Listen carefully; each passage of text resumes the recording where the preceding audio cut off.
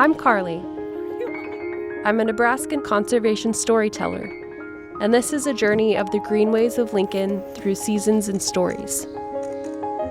Greenways are nature's infrastructure, offering transportation of plants, animals, and insects, and places of study, survival, and solace for our neighbors. Those with fur, those with wings, those with roots, and yes, human too. Come with me to venture through the Salt Valley. We're all in this together, sharing pride for and working toward the conservation of our natural spaces.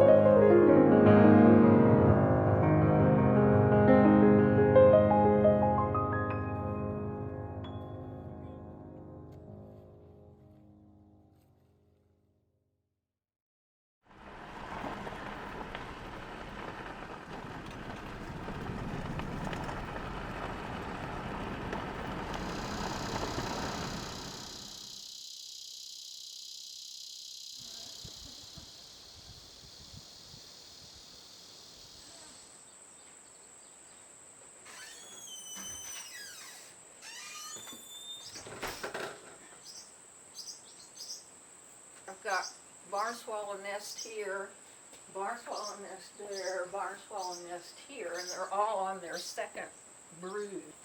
There were 8 of them that fledged, and they all apparently jumped out of the nest one morning. By the time I came out, they were all gone. It's time to go. Yeah.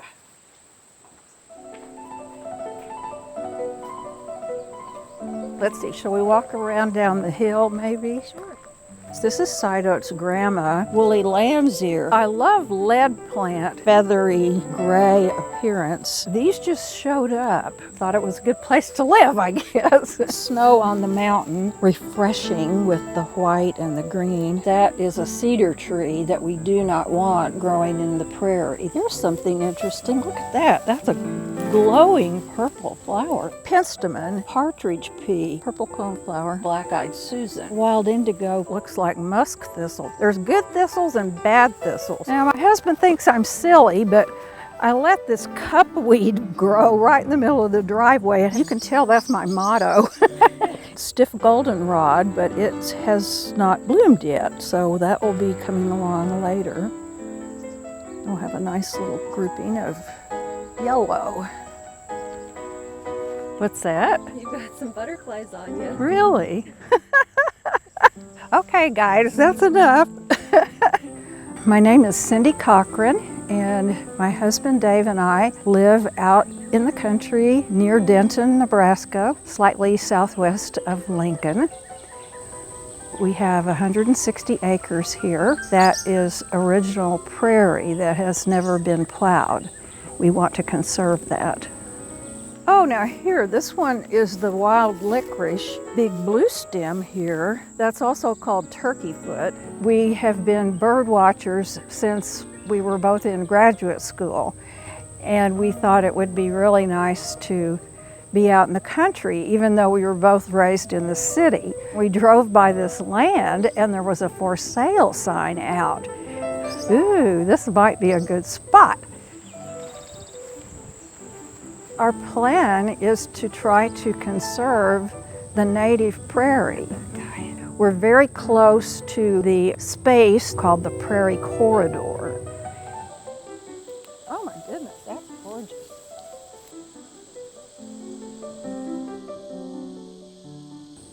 A larger area of green space that blends together would be beneficial. It's a valuable habitat that there's just not much of it left.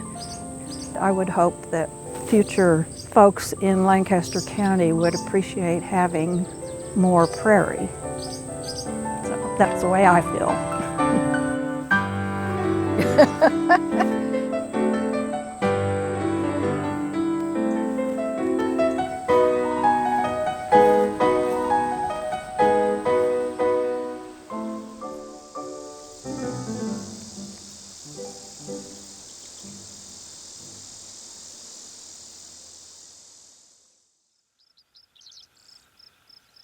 My name's Sarah Hartzell. I work with the Parks and Recreation Department and primarily work with trails and greenways and natural spaces. Our goal is to have a green space or a recreational facility within a 10-minute walk of everyone in Lincoln. They're part of our natural heritage, so there's a social reason for doing that, but it's an environmental reason too. Carbon is stored in trees, in prairie, grass, and roots. Microbiomes that are within a wetland also just sink carbon like crazy. Lincoln really uses the shape of the land as the basis for the planning. We have to pay attention to how the land slopes, and that naturally makes you look at watersheds. And really, that Salt Creek watershed is contained within Lancaster County. If you look at our map, the Salt Creek just kind of wraps around. We have a lot of little creeks that feed into Salt Creek, and each one of those little creeks has its own floodplain. Our greenway system that extends outside of the city provides some kind of a habitat reservoir so that animals and plants can move within those corridors. It's like this network that almost looks like capillaries or vessels on a heart. And it stops the city from being just one mass of buildings and provides relief areas. And this attitude of, we are civilization, that is nature. It's not true. We're part of this.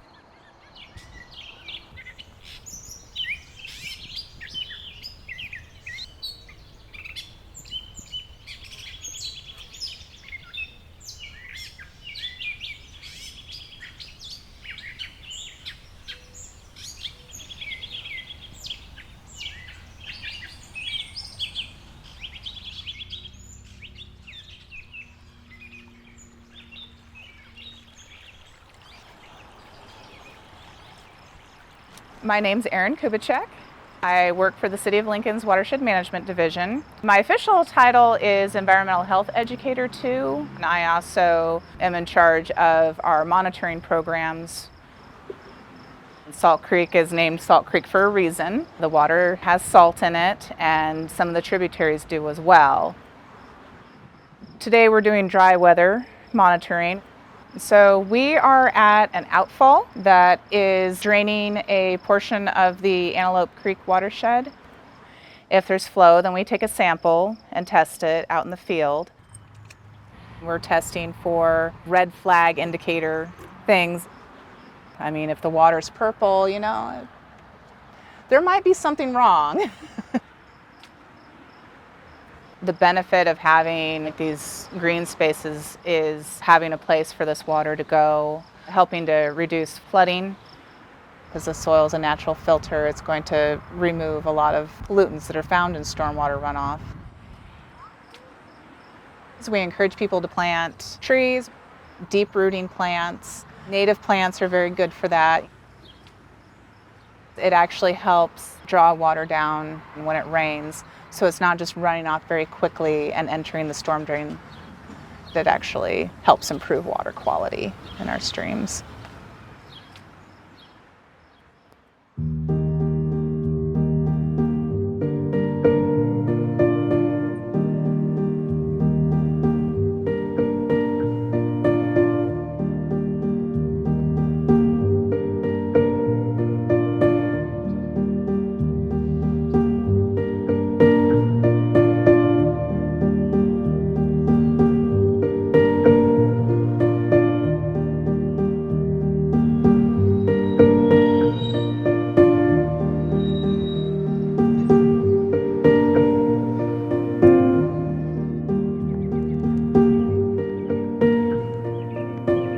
Our city is a living, breathing, growing, and evolving organism.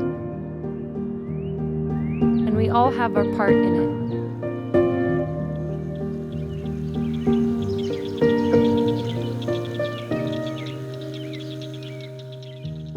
Natural spaces relieve urban infrastructure, clean our air and water, and connect us to our roots.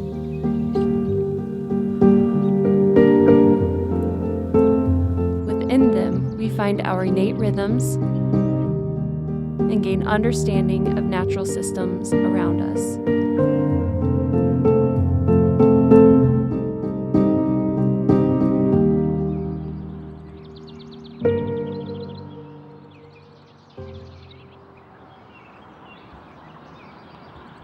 I'm Chelsea West.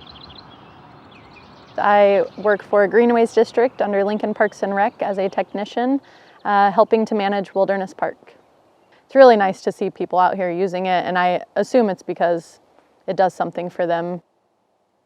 Me and nature, like, I just want to hug it constantly. I'll just be like, look at that amazing stick. And you're like, not everyone views nature and wildlife the same way that I do. So the more that I can talk to the community members and understand their wants and their needs, how green spaces affect them, it really helps me to not only like have a better understanding, but helps inform like better decisions that I'm making, and just helps me to shift my perspective a little bit. Restoration projects I've been involved with are prairie restoration and restoring the land back to as natural prairie as we can get, but also oak stand restoration with fire. Oaks are evolved with fire so that these native species have a chance to grow. As someone who works in green spaces, as an Indigenous woman, I think having green spaces in Lincoln is huge. It's so important. Everyone's so busy, they can lose touch with nature and where we come from. So I am Sichangu Oyate, that's Rosebud Lakota. Lincoln's really just a place for intertribal community. The Oto Missouri, the Omaha, Ponca, Winnebago, Santee, Lakota. There's people from everywhere with different backgrounds and stories. And I've kind of been on this spiritual-based journey for the last couple of years to reconnect with my culture. You know, our views are things that I think are really important, especially when it comes to conservation and land management and how we navigate the natural world. You know, to us, we're all related.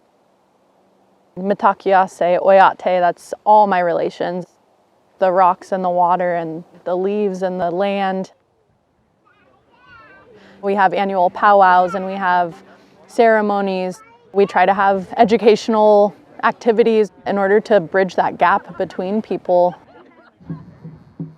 Nisquite Prayer Camp was named after an Omaha word for salt water. So there's a rich history with just the land.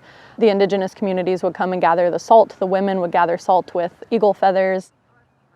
Our decision to occupy that land comes from a lack of indigenous representation when decisions were being made that would interfere with our sacred sweat lodge.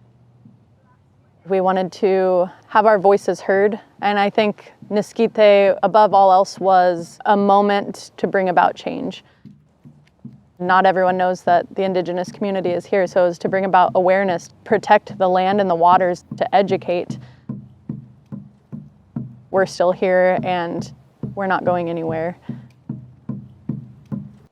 The more that people get outside and recognize the beauty in the changing of the seasons or the smells that come from it or the wildlife that I see every day, they'll have a greater respect for it and want to do more to help it. I feel most at peace and most serene when I'm standing out in nature.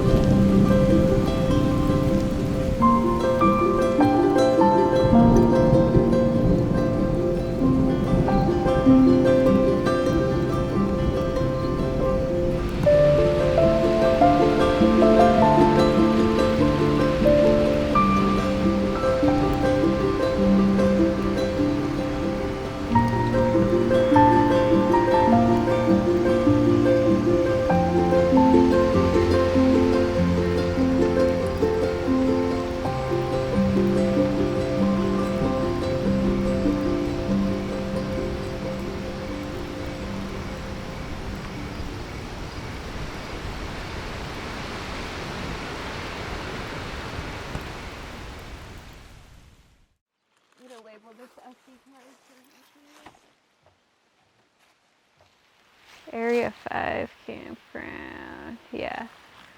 So we're on Blue Stem Lake recreational area, and we have a camera down here. So I'm just going out to scent it. My name is Jasmine Grewal. I'm a graduate student at UNL in John Benson's lab, and I'm studying coyote, red fox, and human interactions in Lincoln, Nebraska and the surrounding areas. So here we have 250 photos, 76% battery. It's been out for like 2 months now, so this will last like a good while. So we're starting off with a camera grid throughout Lancaster County, so that includes the rural areas and urban sites. And we're looking at how coyotes and red foxes partition space throughout the county. You might want to walk through first so you don't get covered in pee. And how they might divide resources according to habitat type and time of day that they're using it. If they come through, they'll stop and take a sniff. So we have rural cameras and then urban cameras, and the urban cameras are going to be subset into green space cameras and residential cameras. And we're predicting that we'll see more red foxes in the residential sites and coyotes in the green space sites. These cameras will help us have a better look at the animals that might shy away from humans during the day, but they might be in your backyards in the middle of the night, and hopefully we'll be able to pick that up and see how they're using these spaces. And in the future, we'll be collaring red foxes and coyotes with GPS collars to get a finer scale look at their movements. So this is our furthest south camera, and this area just burned.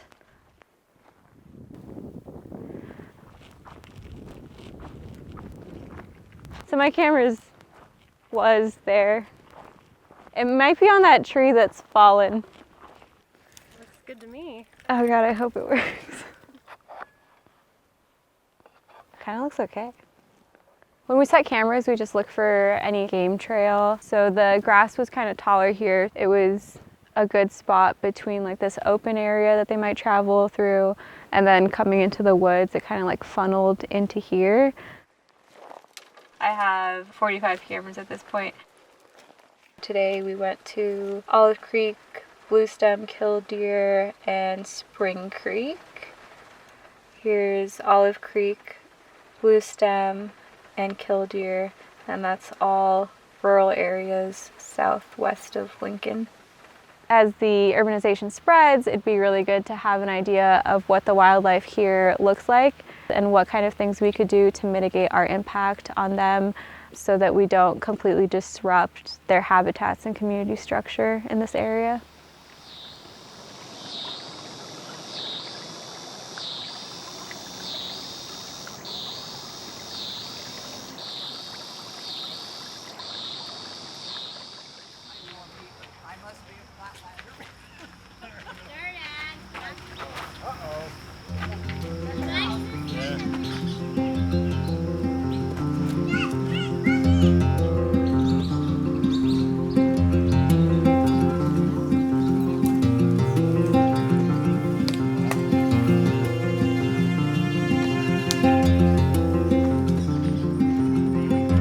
Corridors are natural bridges through a sea of bustling urban life.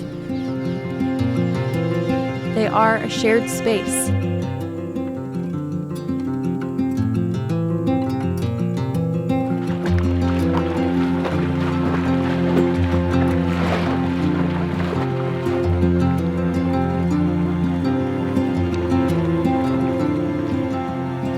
Where do you go to heal? Where do you go to create? Where do you go to celebrate?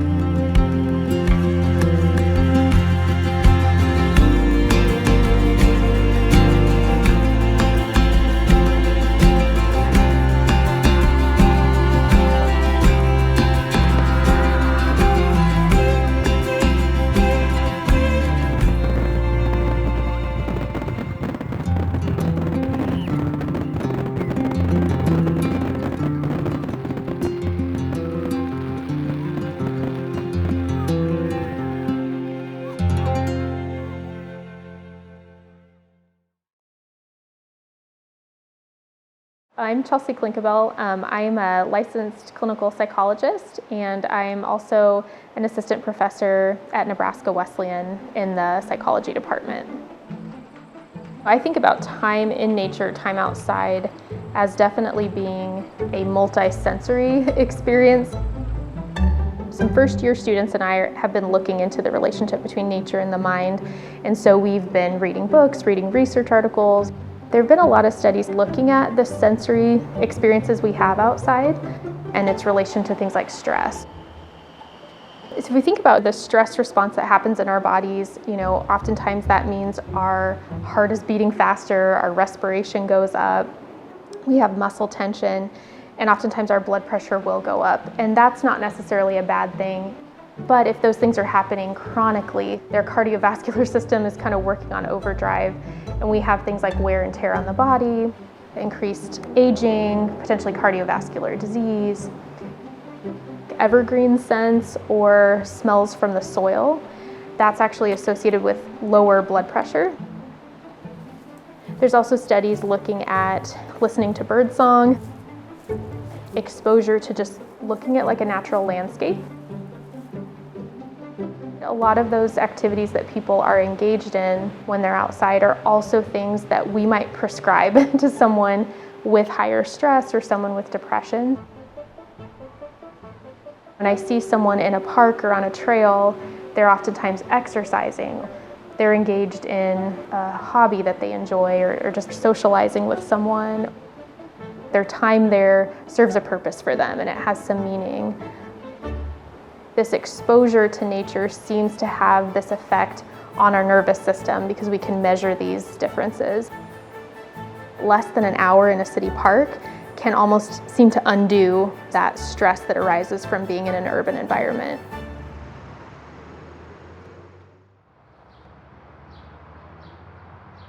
My name is Steve Nozzle. I have lived in Lincoln most of my life. I moved here in 1968 because I was in a rock and roll band and we had a house, and I moved in with the band. I always needed an artistic outlet of some sort, and I love science. This has given me an opportunity to be a garden artist. There was a group of women in the late 1800s called the Civic Improvement Society that wanted Lincoln to look better than it did. It was a cow town. And so in 1930, during the Depression, a commissioner named Ian Bear, or Ernest Bear, created jobs around the city at $4.50 a week, and the quote was, that would be enough money to pay rent, buy food, and clothing for their families. And over the winter of 1930, they built sunken gardens. It was founded on the concept of, let's create a beautiful place in the city of Lincoln so that people can go and just feel at ease. Down here on the weekends, you'll see families from all over the world that don't speak English having picnics and lunches in this yard or across the street. This is where they hang out. This is their outdoor space. There's more going on between man and nature than what meets the eye. Get as close as you can to a Monet. In one brush stroke, they'll have 3 to 4 colors in it. And it's the same with a Van Gogh. You had to just stand back and look at it, and all of a sudden, there it was. And so we try to copy that with color. We'll do blends and movements through the garden in repetition. It's like writing music.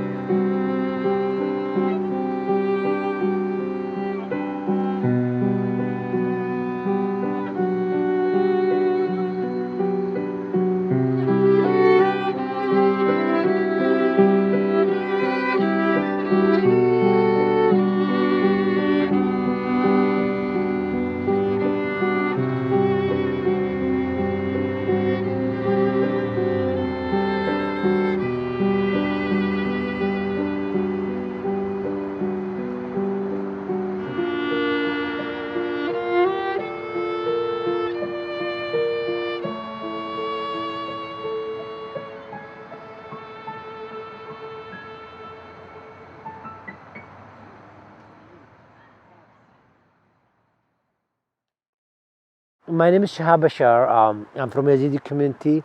I came to America with my wife and girl in 2017, and now I have 3 years. Starting as a refugee family, when I came to the United States, the first thing we did, I went to park. I surprised how beautiful the park is, the big tree, how organized it. Someone is riding bike, someone is walking, someone is happy. I mean, it just gave me some things I couldn't express, just made me more patient. I need time, I need work, I need friends, I need community, I need nature. I always say we are part of this nature, we are its guests, we come and we go. When I came to America, I wasn't stable, I didn't like it here. Back to Iraq, we have a lot of backgrounds and experience farming. People growing in Nebraska. Something happened, the communication between me and lands, between me and plants. I am eating from this land. Day by day, I like it more and more. There's this communication between the human being and the nature, something is magic. This is my favorite subject to talk about it. By the way, I am a biologist. You are a biologist? Yeah. Is that what you did in Iraq? I have bachelor degree in biology. Lincoln is beautiful. Lincoln is my home. 3 days I will be citizen. I have a taste, yeah, which is the dream of a lot of people over the world, to be American. I'm no refugee anymore. I'm American. So I will just change my profile to the US flag.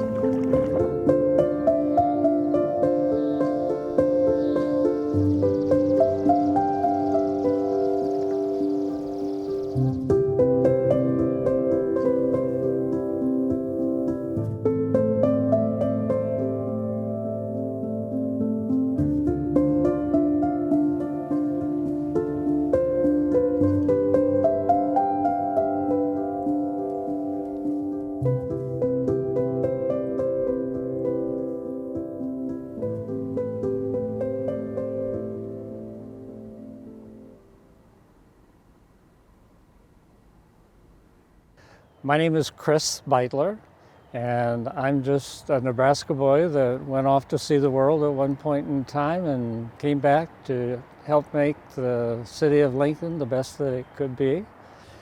I have lived and worked in Lincoln since I returned from my military experience in Thailand, where I was part of the Vietnam effort in those days. So as that tells you, it was a very long time ago.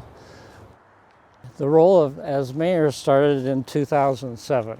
It was a really good experience, and you learn what things are strong in a community and what things are weak. Building our trail systems and building the prairie corridor and the recreation areas around the city become an economic development tool. We want people to have fun and enjoy living here.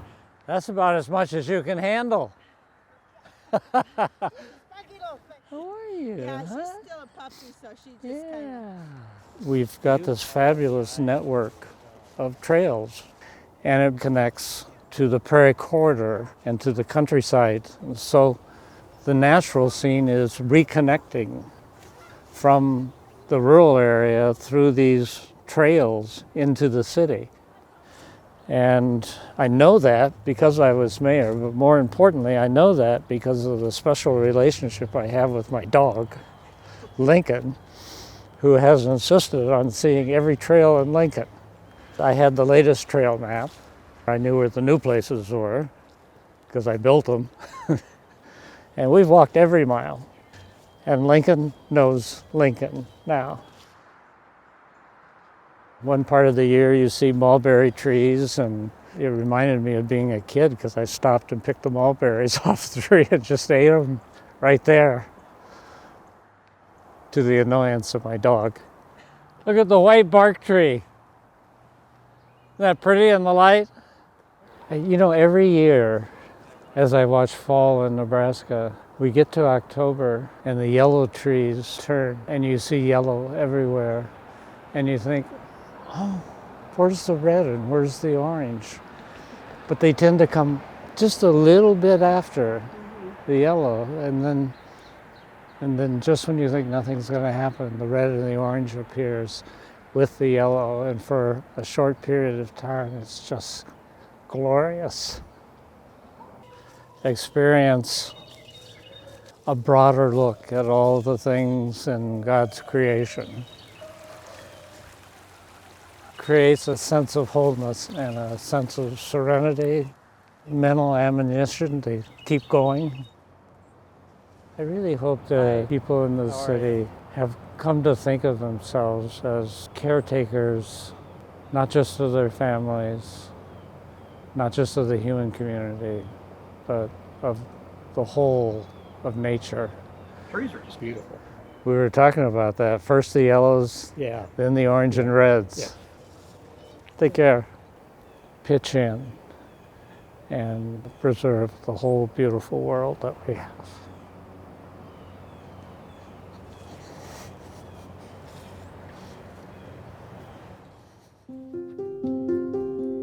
You get older, you get sentimental.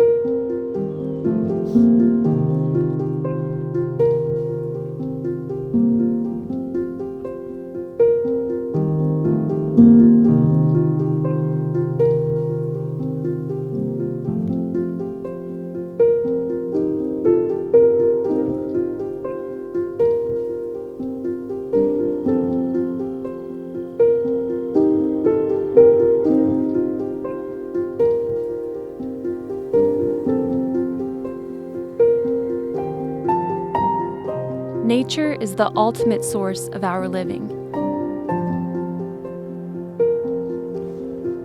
It's more than a plot to be allocated and bought, sold, or developed. This is our home.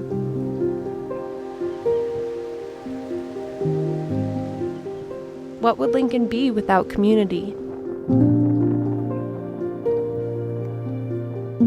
What would Lincoln be without the integrity of these green spaces?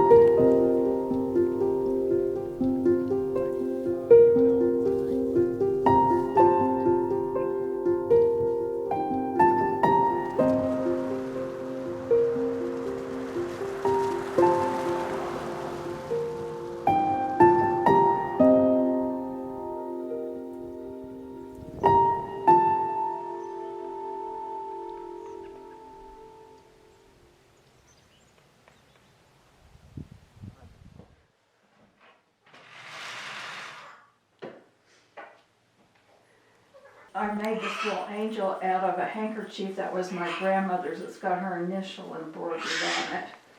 There's one from my house when we were little kids. That's probably a 1950s ornament. Cute. Okay.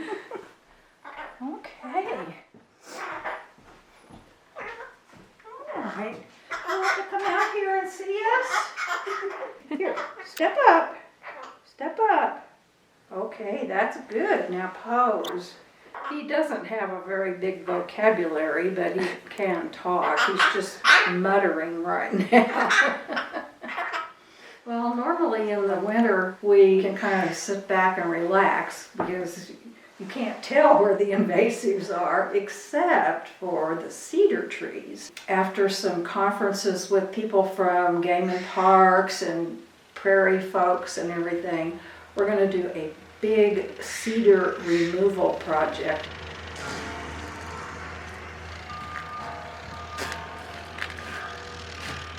I'll get these trees right in here. Okay. All right. Ready? I'm ready. My name is David Cochran. I live southwest of Denton, Nebraska, a very small little town. If you want a tree that's gonna grow and you don't have to worry about it, a cedar tree is great. However, the problem is they propagate and they invade any open land. And this land that we're on now was prairie. I grew up in Louisiana. Cindy grew up in Oklahoma. But I don't think either one of us appreciated prairie until we got this place. Prairies are disappearing. Since it hasn't been plowed, it is unusual as far as land. I want to take all of this. And you look at the color. It's gray where the brome grass is dominant, and you can see the reds and the yellows in there where the native prairies are dominant. We would like to keep it as close to what it was when the pioneers came as we can get it. I want to see it all in native. And, you know, our hope is it stays this way forever.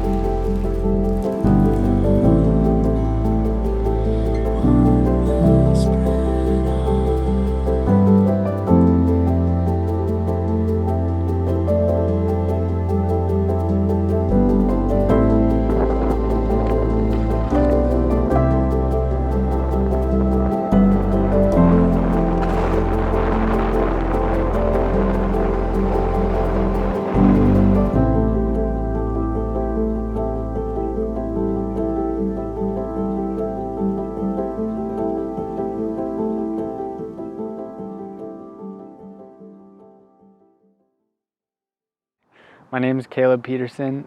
I live in Lincoln and I grew up here. I'm a poet. I write about Lincoln, I write about my life. I'm hoping to be writing books and be a part of the Lincoln poetry community for a long time. When I turned 18 or graduated high school, I wanted to get out of Nebraska as quick as possible. That was That was, yeah, where I was at. I think I was like looking for something and then something just clicked. I was sitting on a beach in Baja, Mexico, and I was like, you know what? I want to be in Lincoln. So I drove back to Lincoln.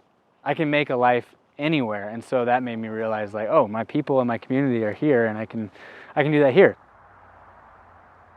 We are in Wilderness Park going for a walk. When I was a kid, my mom would take me and my brothers here to play around, and she said that we didn't like it, that we would complain. But I like having the memories that I used to come here as a kid. I come here every week pretty much, and I'm just trying to walk until my head clears. I'm like thinking of all these things and all these tasks, and then eventually my mind just kind of like relaxes, and I think that's really helpful for me. It like grounds me. It's more of a ritual for me. It's like a kind of like a prayer, honestly. Just like walking is in some way. I think this poem's kind of about trying to find myself in a place. The restlessness inside of me. This question of, I want to go somewhere else, but I love this place, and it's coming to terms with like the feeling that I feel connected to this place. Sonnet for Lincoln. On the coldest night of the year, I sang into the cold gray sky above my house. The red brick, dark like a memory fading. Brief like the hollow echoes of my voice. I don't know the answer to the question, where should I live? I only know this place. The yellow street lamp, the wind-bent tension of the oak tree bowing some quiet praise with its leafless hands as I breathe white clouds of water now swirling in the wind. This happens in a neighborhood. The soft sounds of opening my lungs to make music in a silence that no one else can hear, except my chest and my skin, except here.